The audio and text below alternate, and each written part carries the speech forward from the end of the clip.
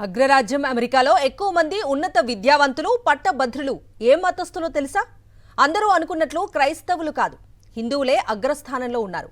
వాషింగ్టన్కు చెందిన view research centre తాజాగా ఈ విషయం వెల్లడించింది.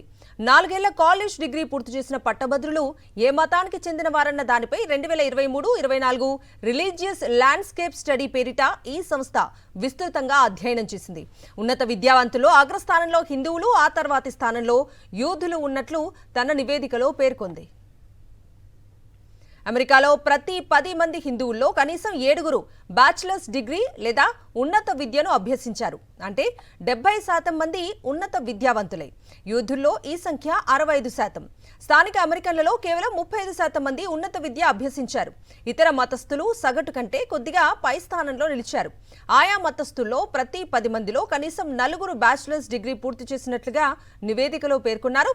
వలసలు, తద్వారా స్థానిక జనాభా స్థితిగతుల్లో మార్పులు రావటమే ఈ వ్యత్యాసాలకు కారణమని వ్యూ రీసెర్చ్ సెంటర్ తమ నివేదికలో అభిప్రాయపడింది.